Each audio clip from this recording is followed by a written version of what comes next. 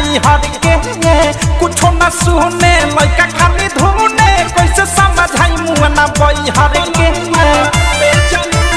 हाय हाय हाय हाय उनके ललैनी सबसे बचैनी सैतर खजाना नहीं हर के कुछ न सुने लड़का खाली धुने कैसे समझाई मुँह न बई हर के पहला लड़के जनाई खे पहला लड़के जनाई खे हिला तक लो से जनाई खे पलमुआ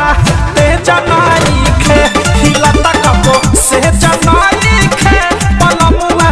ते जनाई खे पलमुआ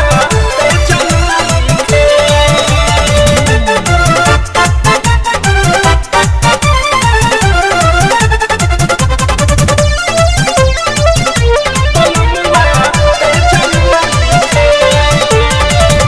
माते न मुहे कबू है नाही छुए रसगर जवानी सखी ठोपे ठोपे छुए माते न मुहे कबू है नाही छुए रसगर जवानी सखी ठोपे ठोपे छुए कौन से भांगत पे जनाई खे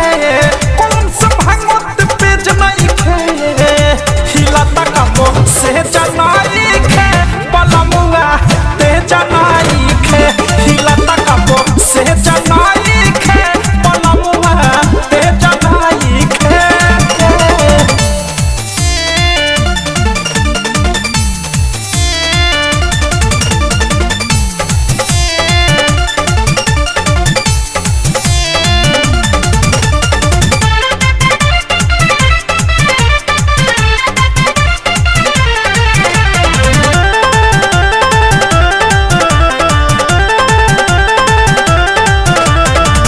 पत्ते न जबादी